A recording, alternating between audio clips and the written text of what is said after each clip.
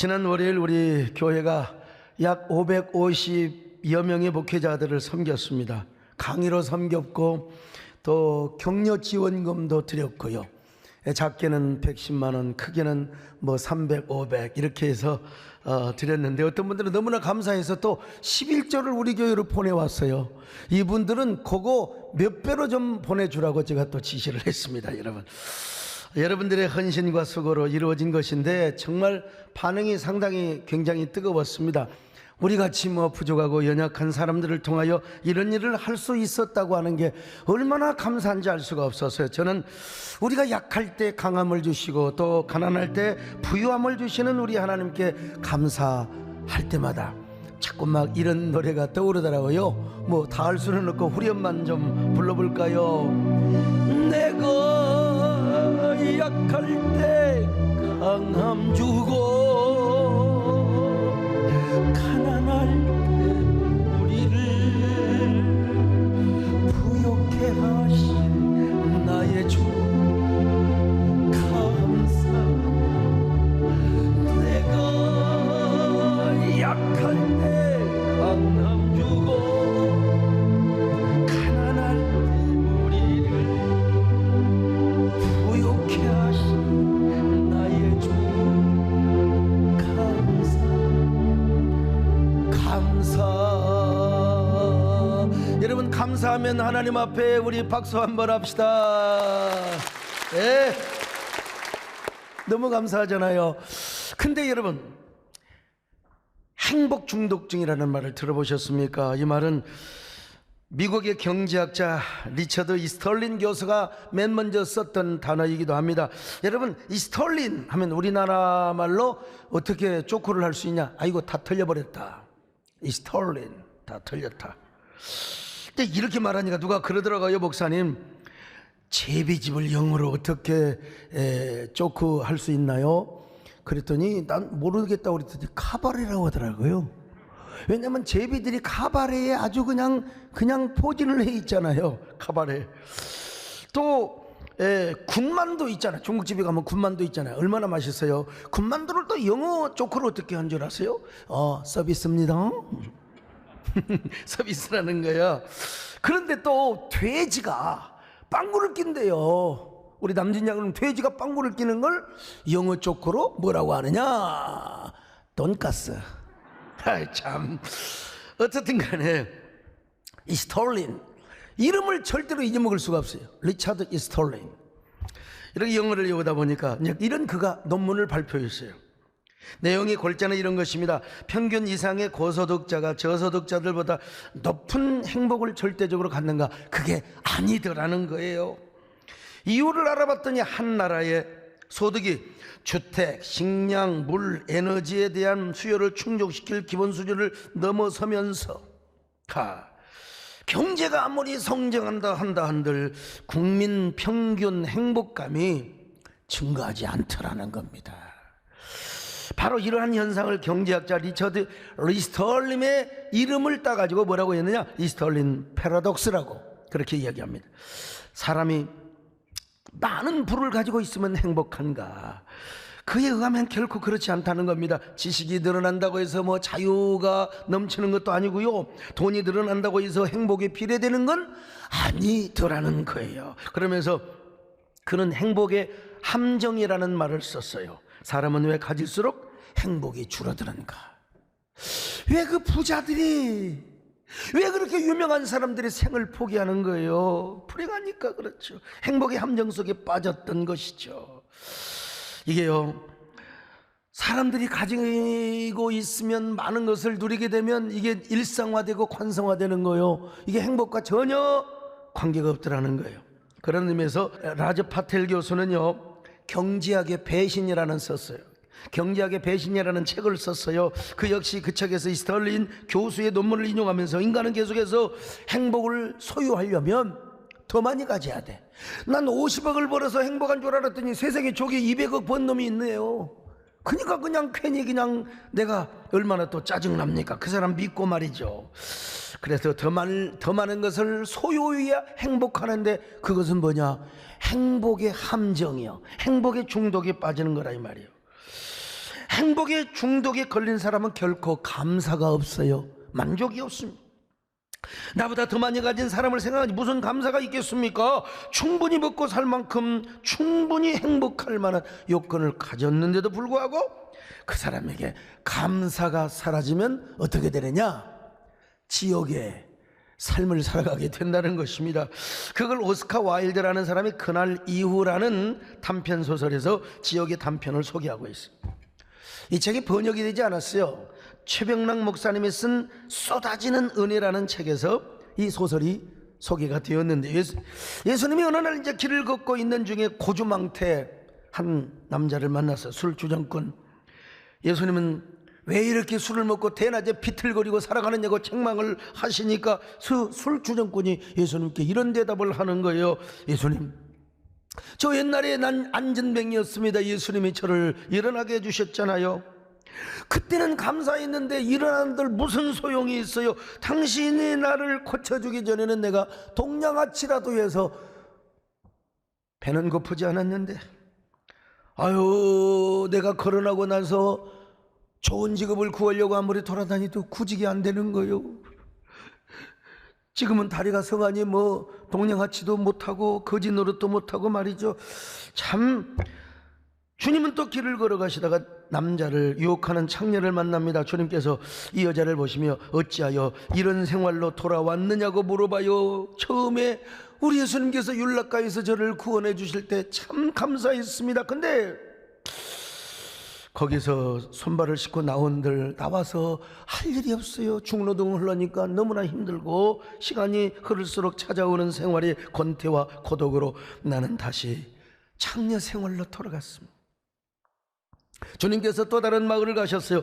그런데 거기에 한 깡패가 사람을 사정없이 때리고 있었습니다. 자세히 보니까 예수님께서 지난번에 눈을 뜨게 해준 시각장애인, 우리 예수님이 그냥 물어봤어요. 너는 어찌하여 이렇게 깡패 생활하고 맨날 남들을 주에 패고 다니느냐? 저 예수님, 나는 당신이 눈을 뜨게 해준 소경받습니다. 그러나 눈을 뜨고 무엇을 보라는 겁니까? 보이는 것은 내 마음에 만족하지 않는 불만스러운 내 심경을 자극하고 성질만 돋구게 하는 그런 일뿐이요. 그래서 제가 태어나기를 강굴로 태어나서 화풀이하기 위해서 그냥 못마땅한 사람들을 막 주워 패고 다닌다는 거예요. 여러분, 이 세 사람은 다 예수님을 만났던 사람이요, 만나서 기적을 경험했고 자신의 삶을 얼마든지 바꿀 수 있는 사람들이었습니다. 여러분, 안진뱅이가 걷고 장기가 자유를 얻었으며 맹인이 눈을 떴으면 얼마나 위대한 기적입니까? 생각하면 얼마나 감사. 그런데 이 인간들이 감사를 잃어버리고 말았어요. 그러니까 여러분, 이런 사람 뭐요? 감사를 잃어버리니까 아무리 기적을 경험해도, 아니, 이 사람들은 불행한 삶, 지옥 같은 삶을 살았던 것이죠. 여러분, 어떤 사람이세요? 이 세 사람처럼 감사를 잊고 사는 사람입니까? 아니면 항상 감사의 조건을 발견하며 언제나 감사가 충만한 감사 중독자로 살아가고 계십니까? 감사를 잃어버리면 행복 중독자가 되고요. 여러분, 행복 중독자가 되지 마시기를 바라며 언제나 감사의 중독자가 되시기를 주의 이름으로 축원합니다. 생각하면 얼마나 감사합니까? 오늘 우리가 숨을 쉬고 살 수 있다는 거 얼마나 감사해요. 마음껏 공짜로 공기를 마실 수 있다는 거 여러분 얼마나 감사합니까? 이처럼 아름다운 자연과 산과 들녘, 수많은 꽃들, 하늘의 별과 바람과 햇빛, 이걸 볼 수 있다는 게 얼마나 감사해요. 그리고 공기를 마음껏 빨아들이고 아름다운 바다를 보고 저 대자연의 산을 바라보며 산속에 있는 가을꽃들을 바라보는 게 얼마나 감사해요. 코스모스가 아직도 지지 않고 있더라고. 그 코스모스 보기만 해도 여러분 향내음이 느껴지잖아요. 우리 감사해야 됩니다. 감사의 중독자가 돼야 될 줄로 믿습니다. 중독자가 되려면 어떻게 해야 되느냐? 먼저 지금까지 받은 하나님의 은혜를 곰곰이 곱씹어 보면 되는 겁니다. 지나온 은혜, 현재 누리고 있는 은혜, 앞으로 받을 은혜까지 깊이 생각하면 감사 안 할 수가 없어요. 늘 하는 얘기지만 감사, 땡크라고 하는 말이 어디서 나왔느냐? think, 생각하다에서 나왔어요. 생각하다. 그러니까 생각해보고 또 어떤 사람은 또 생각해보고 생각해보더니 시험 든 사람이 있습니다. 그거 부정적으로 말고 하나님의 은혜를 생각해보고 생각해보니까 여러분 감사가 되는 거예요. 감사. 여러분 사도 바울이 그랬잖아요. 바울과 실라가 빌립보에서 복음을 전하고 귀신을 쫓아냈어요. 전혀 이거 점치는 이 소녀를 고쳐줬단 말이죠. 그랬더니 그냥 고소를 당해가지고 곤장을 맞고, 그리고 발과 팔이 착고에 채워져가지고 모가지까지 움직일 수가 없어요. 얼마나 원망하고 싶겠습니까? 곤장을 하도 맞아가지고 태장을 받아서 엉덩이가 그냥 누룽지가 끼어서 아파가지고 쓰려서 앉을 수도 없고 누울 수도 없고. 여러분 이 짜증나잖아요. 짜증나. 이 원망할 수밖에 없죠. 그런데도 곰곰이 생각해 보니까 감사가 나오는 겁니다. 바울과 신라가 어떤 감사하느냐? 바울이 먼저 이제 모멘텀을 주는 거요. 신라야, 우리가 생각해보면 참 억울하긴 하지만 그는 얼마나 감사하냐. 나 예수 믿는 사람들을 핍박하고 스데반을 죽이는데 앞장을 섰던 사람이다. 그리고 다메섹에 있는 성도들을 잡아다가 고문하고 죽이려고 있었는데 세상에 내가 다메섹 도상에서 예수님 만났잖아. 그리고 내가 스데반이 전한 이 복음을 내가 온 천하에 전하고 다니다니, 와 얼마나 감사하냐. 복음 전하다 배 맞고 복음 전하다가 감옥에 왔으니 얼마나 감사하냐. 이게 징한 은혜야. 징한 은혜. 무슨 은혜? 어메이징 그레이스라 이 말이요. 어처구니 없는 은혜요. 그러니까 우리가 감사하자 찬송을 해야 되지 않겠느냐. 내가 누려왔던 모든 것들이, 내가 지나왔던 모든 시간, 내가 걸어왔던 모든 순간 당연한 것 아니라 은혜였어. 자, 종약을 합니다. 그러니까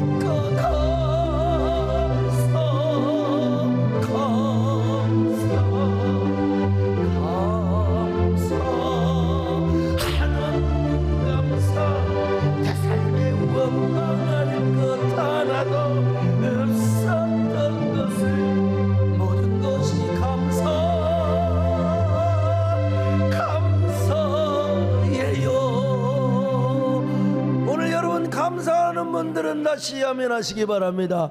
크게 안 해도 돼요. 그냥 여러분, 우리가 지금까지 받은 은혜, 그리고 지금 드리고 있는 은혜, 앞으로 받을 은혜, 이거 생각하면 여러분 무조건 감사해. 어떤 감사? 초월적 감사를 합니다. 보통 감사가 아니요. 오늘 본문에 다윗이가 그런 감사를 하고 있어요. 오늘 시편 54편은 다윗이 10 황무지에 숨어 있을 때 10 사람들이 사울에게 가서 다윗이 10 황무지에 숨어 있다고 고해바칠 때 쓴 시입니다.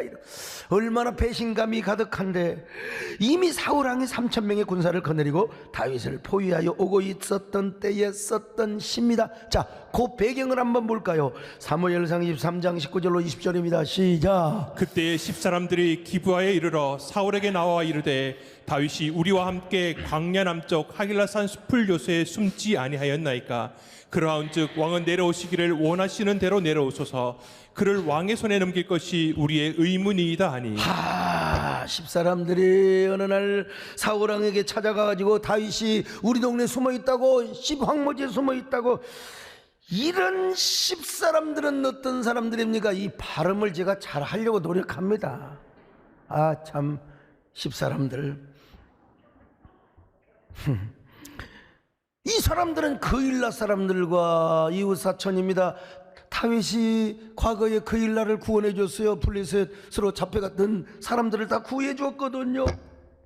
그러면 이웃사촌이 얼마나 좋아. 우리 그일라를 이렇게 도와줬으니까 다윗을 숨겨주지는 못할 망정 못 본 채라도 해야지.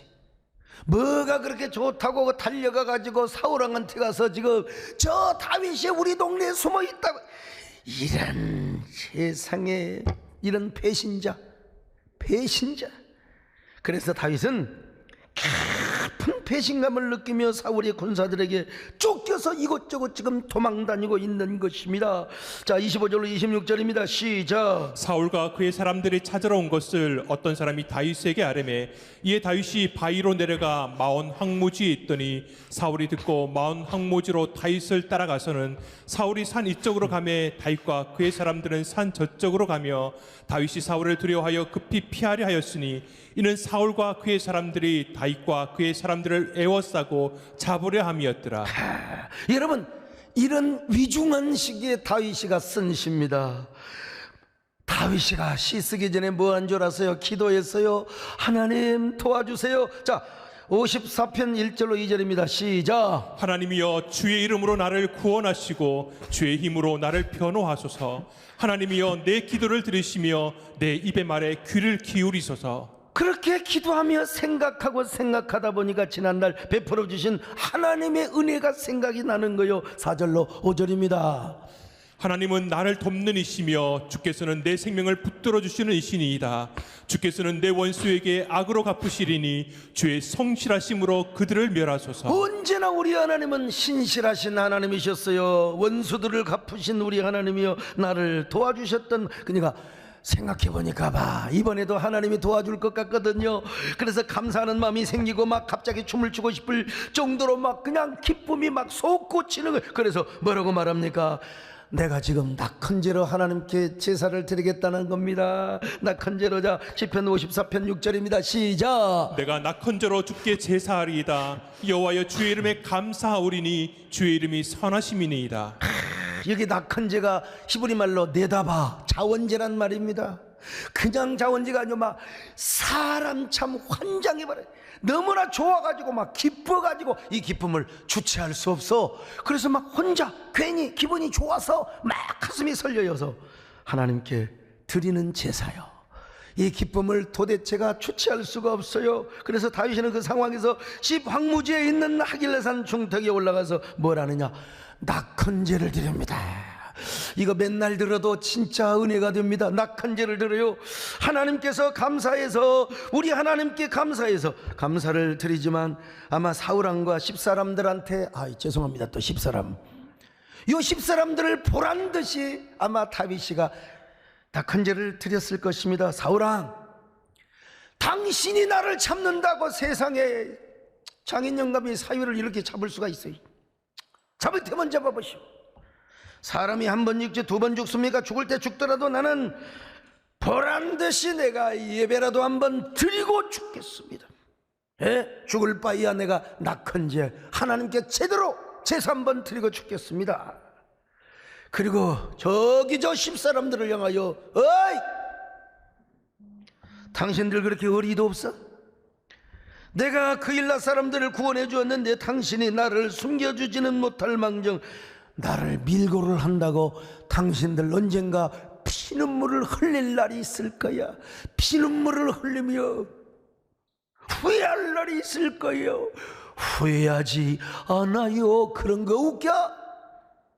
후회할 날이 있을 거예요. 그런데 낙헌제는 그냥 짐승을 잡아 희생제사만 드리는 것이 아니라 소리를 내어서 하나님의 위대하심을 선포하고 춤을 추며 드리는 제사입니다. 소리를 내어가지고 막 기쁨을 이길 수가 없어가지고 그냥 소리를 질러버리는 거요. 자, 아모스 4장 5절입니다. 시작. 누룩 넣은 것을 불살라 수은제로 드리며 낙헌제를 소리내어 선포하려무나. 보세요. 낙헌제를 그냥 드리지 않고 막 낙헌제를 소리내며 막 그냥 떠벌며 그냥 우리식으로 말하면 막 방언을 하고 찬양을 하면서 말이죠. 그래서 지금 다윗이가 수직적으로도 하나님 앞에 제사를 드리지만 사울왕을 따르는 무리들을 향하여, 야, 나는 이 정도 되는 사람이야. 난 죽음을 두려워하지 않아. 야, 나는 종말, 내 인생의 종말이 오늘 온다 할지라도 나는 예배를 드릴 거야. 그러면서 여러분 노래를 불렀어요. 무슨 노래를 불렀을까? 내가 골랐어요. 선곡. 내가 다윗이 되어가지고 말이죠. 내가 만민 중에 오 주께 감사하며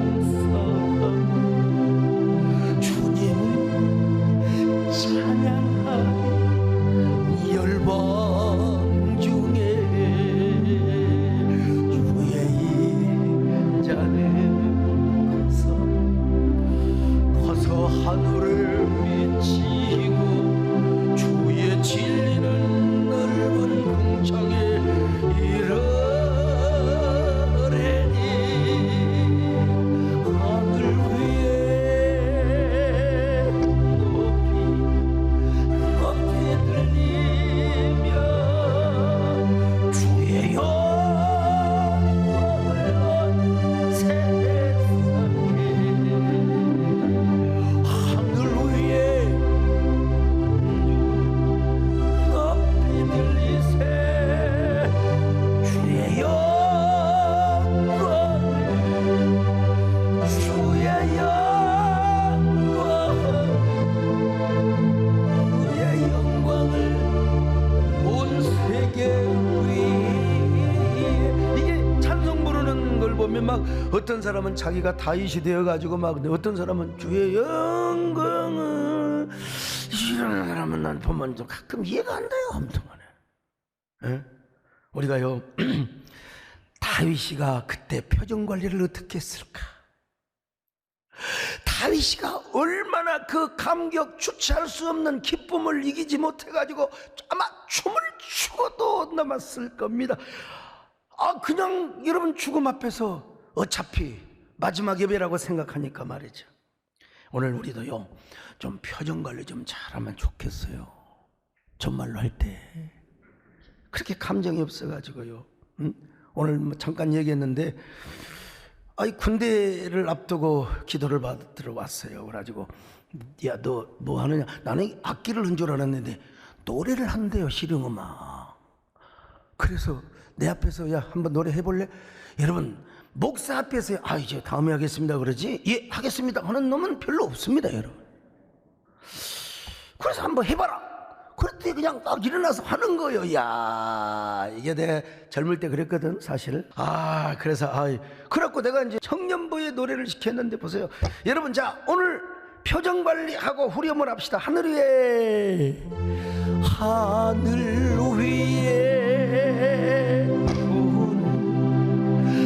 높이 들리며 주의 영광 주의 영광 주의 영광을 온 세상 위에. 여러분 이러한 감사가 어떤 감사인 줄 아세요? 다생손 감사요. 다윗의 최고의 순간에 감사를 드렸던 것입니다. 그는 자신의 최고의 위기의 순간에 최고의 감사를 드림으로써 최고의 축복을 누리게 된 것입니다. 여러분 오늘 설교 제목이 뭔 줄 아세요? 우생손 감사입니다. 우리 생의 최고의 순간에 드리는 감사절이라 이 말입니다. 저는 이 말을 임술래 감독께서 만든 영화 우리 생애 최고의 순간이라는 영화 제목에서 따온 거요, 훔쳐온 거요. 연초에도 말씀드린 것처럼 이 영화는 2004년 아테네 올림픽에 출전한 한국 여자 핸드볼 선수들의 감동적인 실화의 스토리를 모멘텀으로 해서 진짜 실화 영화입니다. 실화 영화. 여러분 아시다시피 여자 핸드볼은 비인기 종목이죠. 그러다 보니까 올림픽에 참가할 선수가 모자라. 그래서 은퇴한 선수들까지 다 불러 모아야 했습니다. 소속팀은 해체되고 남편의 사업 실패로 말미암아 빚쟁이들에게 쫓겨 집을 나와야 했던 아줌마. 선수 시절의 생리를 조절하기 위하여 호르몬제를 과다 복용해서 임신이 불가능해진 아줌마. 불행한 아줌마들이라 이 말이요. 그리고 말할 수 없는 가정사로 인하여 이혼한 상처 입은 여자. 이런 여자들이 국가대표 선수가 되었습니다. 게다가 실업팀의 해체로 시골 초등학교에서 어린아이들에게 핸드볼을 가르치던 사람의 국가대표 감독이 되었습니다. 하지만 우리 대한민국의 선수들은 악조건 속에서 그 유럽의 강호들을 힘겹게 무찌르고 또 무찔렀어요. 마침내 결승전까지 올라갑니다. 이런 얘기를 해도 눈을 감는 사람은 은혜가 충만해서 그렇지. 마지막 상대는 누구냐? 세계 최강의 덴마크. 여러분 덴마크 여자들은 어떤 사람인 줄 아세요? 덴마크 바이킹의 후손들입니다. 바이킹 그 도둑놈들, 해적들 가서 겁탈하고 포악한 요 사람들의 후손이니까 얼마나 덩치도 크고 체력도 좋고 얼마나 와일드한지 이 덴마크 대표팀은 전 국민의 전폭적인 응원과 지원을 받았어요. 우리나라 월드컵 할 때 그냥 전폭적인 지지를 그냥 받은 것처럼. 그러나 빚쟁이들에게 쫓겨 집에서 나왔던 아줌마, 호르몬제를 과다 복용했던 아줌마, 상처가 가득한 이혼녀, 이런 선수들이 덴마크 선수들과 맞서서 뛰고 또 뛰었습니다. 온몸을 던져 볼을 던지고 마음이 볼을 던지고 그리고 볼을 던지고, 참 동점만 19번을 하는 혈투를, 그리고 연장을 가고 또 재연장을 갔습니다. 그래도 승부가 나지 않아 마지막 승부 던지기 갔다가 확 던지는 거예요. 우리 선수들은 마지막 땀 한 방울, 마지막 피 한 방울까지 마지막 호흡을 다 쏟아냈습니다. 근데 어떻게 되었습니까? 아쉽게도 너무 힘이 빠져서 마지막 승부 던지기에서 준우승을 하고 맙니다. 준우승을 하였지만 그러나 감독은 뭐냐? 바로 그 순간이 우생순이었다는 것입니다. 우리 생애의 최고의 순간이었다는 것입니다.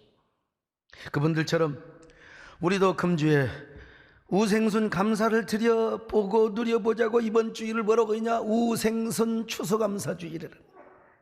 사실 그들이 힘과 실력으로 우승을 해버리면 말이 안 되죠. 어떻게 은퇴 선수들이 덴마크의 최강의 선수들을 이길 수가 있단 말이 이거야? 아니죠.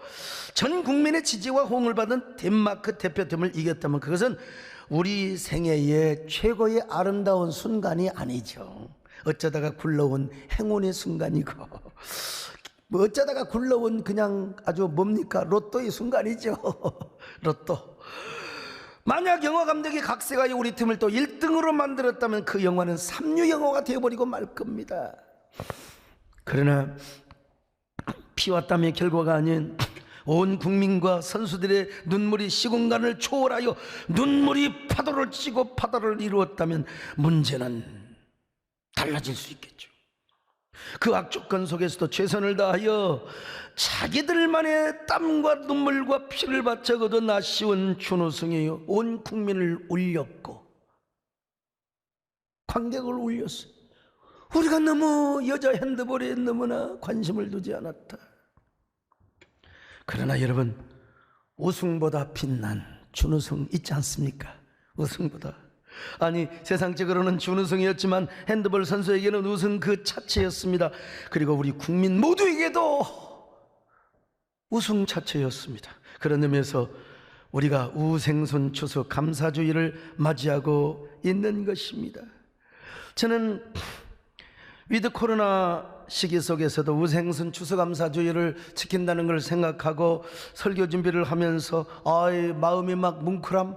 이거요 아는 얘기인데 이것도 다시 다 원고로 작성은, 여러분 눈시울이 얼마나 촉촉한지 지금도 눈알이 촉촉해 있습니다. 여러분, 우생순 추수감사주일에 오셨으니까 여러분도 우생순을 맞이하시기를 바랍니다. 우생순이라는 말도 좋지만 자기 성을 딱 따세요. 여기 소강석 소생순, 정금성 원사님 정생순, 배장로님을 내가 빼줄 수가 없지요. 배생순, 좀 이상하네. 배생순? 글쎄요, 아무튼 우리 김진애 장로님 김생순이요. 여기 오늘 좀 웅큼하게 생긴 우리 권장로님 권생순, 최진경 최생순. 여러분, 우리 모두 다 이런 우생순 감사가 되시기를 축원합니다. 자, 그런데 이런 감사는 바로 즉시 해야 돼요. 우물쭈물하면 안 됩니다. 아일랜드의 극작가 버나드 쇼, 여러분 유명한, 너무나 가난하게 태어났어요. 초등학교 졸업밖에 못했어요. 아버지가 일찍 돌아가셔서 머슴살이 하면서 음악과 그림을 배웠습니다. 현장에서 그냥 소설을 썼어요. 현장에서 우러나오는 대로만 소설을 쓰고, 그러면서 그는 인간이 무엇인가를 터득하고 배우기 시작했습니다. 그리고 자신만의 풍자와 기지로 인간과 초인이라는 작품을 썼는데 마침내 그가 노벨 문학상을 받았어요. 예, 그런 의미에서 여러분, 저도 뭐 글을 쓰지만 우리 성광현 목사님과 함께 회개해야 됩니다. 아니, 어떤 사람은 노벨 문학상을 받고 도대체 참, 아이고, 근데요, 나도 그 시대에 유럽에서 태어났으면 나도 받았을지는 몰랐습니다. 우리나라에 뭐 뒤늦게 태어나가지고 아무튼 간에 여러분. 그런데 그분의 묘비명에 무슨 글이 쓰여졌는 줄 아세요? 뭐 노벨 문학상을 받으면 또 어떠냐? 이 사람 뭐라고 했냐? 우물쭈물 하다가 내 이럴 줄 알았지. 많은 작품을 남길 수 있었고 더 그 많은 명작을 남길 수 있었는데 우물쭈물 하다가 그냥 죽어버렸다는 거야. 그래서 자기 묘비에다가 이렇게 쓰라는 거예요. 우물쭈물 하다가 내가 이럴 줄 알았지. 참. 여러분, 우리 감사도 우물쭈물하면 절대로 안 됩니다. 하나님의 감동이 올 때 바로 하는 거예요. 특별히 우생순 감사는 더더욱 그렇습니다. 우리 생애 최고의 감사. 어떻게 쉽게 맞을 수 있겠습니까? 하나님의 감동에 따라서 즉시 행동하고 즉시 실천해야 우생순 감사를 할 수 있는 거예요. 이 버나드 쇼를 생각하다가 보니까 우리 박순애 전사님이 생각이 나네요. 우리 박순애 전사님도 톡하고로 어쩌면 이렇게 찔레꽃 여자에서부터 전국 세계를 다니면서 집회를 하시고 참, 그리고 그냥 집회할 때마다 이 모든 영광을 우리 하나님께, 얼마나 멋있어요. 자, 여러분, 우생순 감사 바로 하는데 우생순 감사를 하면 어떻게 됩니까? 축복의 주인공이 됩니다. 기적의 주인공이 돼요. 다윗을 보세요. 아니, 사울의 군사들에게 겁안 죽을 이제 상황입니다. 이제 포위망이 점점 좁혀져 가지고 이제 사정거리가 되면 톡화살, 여기 봐요, 톡화살이 나갑니다. 어디로 쏠 것인가? 아유, 송구합니다마는 이제 사정거리만 오면 다윗이 죽습니다. 톡화살에 맞아서. 근데 하나님께서 어떻게 역사하느냐? 저 멀리서 보니까 말이요,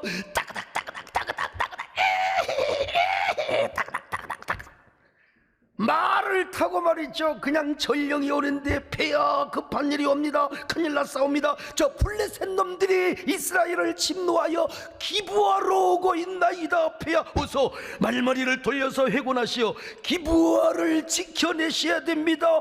폐하. 아니, 내 정적 다윗이가 코앞에 있는데 저놈을 죽이고 내가 가리라. 여러분, 옆에 있는 장수들이 막 무릎을 꿇고 폐하 고정하시옵소서. 다윗을 제거한들 폐하께서 통치하시는 도성이 무너지면 어찌 되겠사옵니까? 폐하 어서 말머리를 돌려 회군하시옵소서. 통촉하시옵소서. 폐하. 이거 이제 사극 드라마에서 배운 거예요. 사울이가 뭐라고 말합니까? 에라이, 오늘같이 더러운 날이 어디 있단 말이냐. 울며 겨자 먹기 어쩔 수 없이 여러분 회군을 하여 자기 도성을 지키기 위하여 기브아로 달려갑니다. 자, 27절 28절 봅니다. 시작. 전령이 사울에게 와서 이르되 급히 오소서, 블레셋 사람들이 땅을 침노하나이다. 이에 사울이 다윗 죽기를 그치고 돌아와 블레셋 사람들을 치러 갔으므로 그것을 셀라하만 르곳이라 칭하니라. 성경이 이렇게 간단하게 하지만요, 이 나머지에 이 하나님의 광대 노릇은 지금 여러분 주의 종에게 맡긴 겁니다. 네 맘대로 하나님의 마음, 그리고 다윗의 마음, 지금 사울의 상황, 이거 다 지금 이거 제가 재현하고 있는 거예요. 이 순간이 뭐냐? 사망순. 사울의 생에 있어서 최고로 망하는 순간이요. 사망순. 아, 너무 기분 좋아. 아무튼 최고로 망쳐둔 날. 근데 여러분, 다윗이는 뭐요? 다생선입니다. 그 모습을 다윗이가 하길라 산 안에서 저 언덕에서 보았을 것 아니겠습니까? 하하! 우리 하나님이 이런 하나님이십니다. 이 얼마나 위대한 역전이요, 황홀한 역전입니까? 다윗은 이생망이 아니라 이생축입니다. 다윗 생애의 최고의 순간이요. 여러분, 다윗의 순간을 맞았고 타생순의 축복의 주인공이 된 것입니다. 바울도 마찬가지요. 다윗뿐입니까? 지금 시간상 막 스킵하고 가는데요. 신라와 함께 찬양했을 때 옥토가 흔들리고 옥문이 열려버렸어. 자, 사도행전 16장 25절로 26절 시작. 한밤중에 바울과 신라가 기도하고 하나님을 찬송하며 죄수들이 듣더라. 이에 갑자기 큰 지진이 나서 옥터가 움직이고 문이 곧 다 열리며 모든 사람의 메인 것이 다 벗어진지라.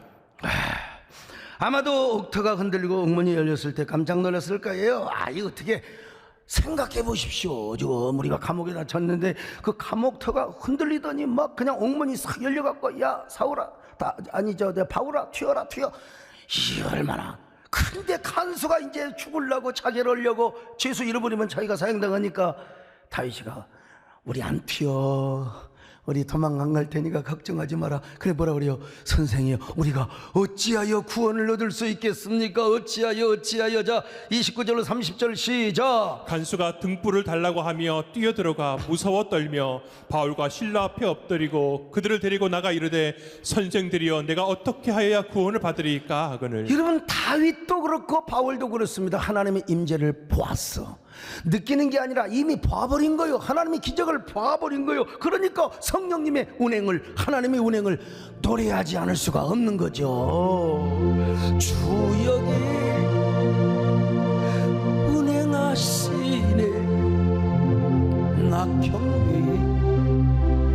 주 경배, 주 여기 역사하시네. 나 경배,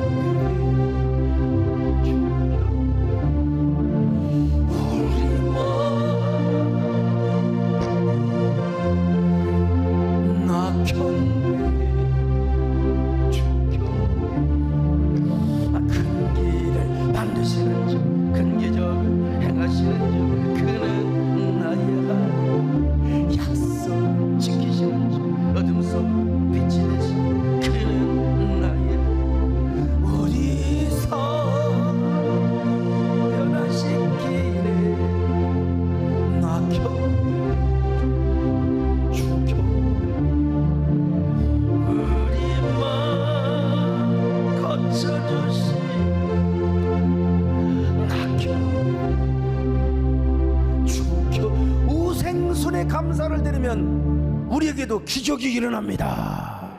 기적이 일어납니다. 일단 감사하면 우리 마음속에 뭐가 생긴다고요? 우리 몸속에 엔도르핀을 시골에 가서 했더니 할머니한테 뭐가 나오냐고 했더니 볼펜이라고 하더라고요. 엔도르핀 볼펜이 아닙니다, 여러분. 우리 몸 안에 희망을 일으키는 세로토닌이 나옵니다. 근데 이게 아직 약학 사전에는 등재되지 못했지만 다이돌핀이라는 게 있대요. 이 다이돌핀은 엔돌핀의 4000배의 능력이 있어요. 그러니까 우리 안에 다이돌핀이 흘러넘치면요, 엔돌핀의 4000배 이상으로 암세포를 다 잡아먹어버려.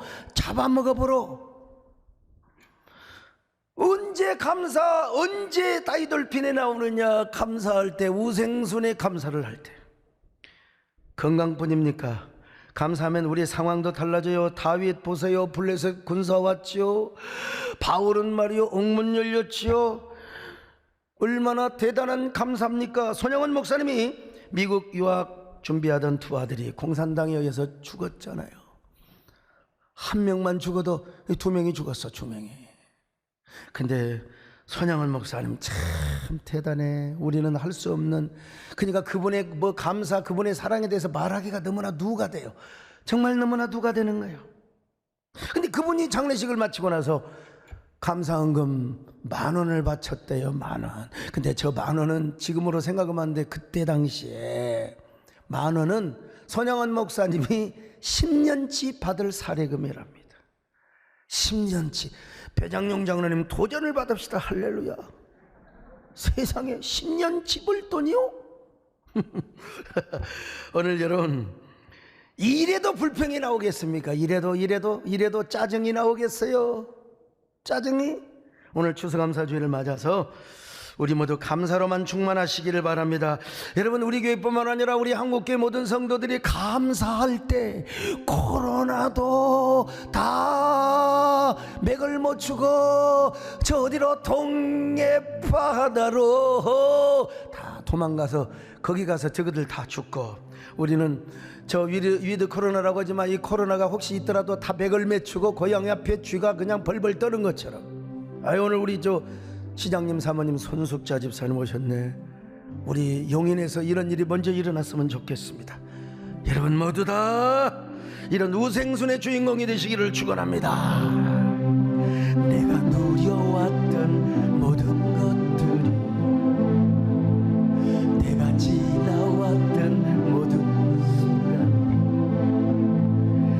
내가 걸어왔던 모든 순간이 이 당연한 것 아니라 은혜였어. 아침 해가 뜨고 저 우리 다 가슴에 손을 얹고요. 봄의 꽃향기와 가을의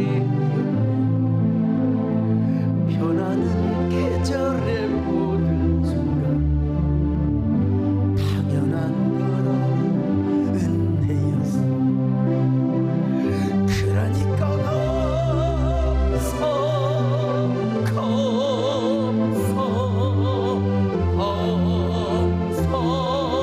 감사. 내 삶에 당연한 것 하나도 없었던 것을 모든 것이 감사였어.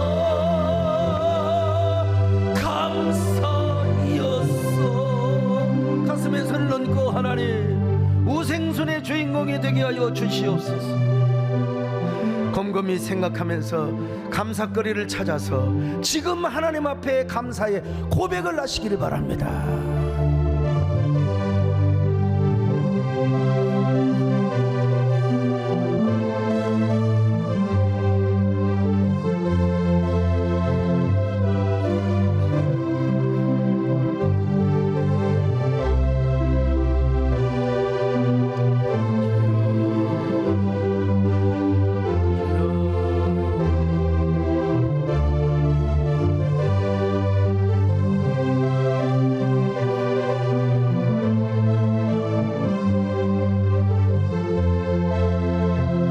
하나님 고맙습니다.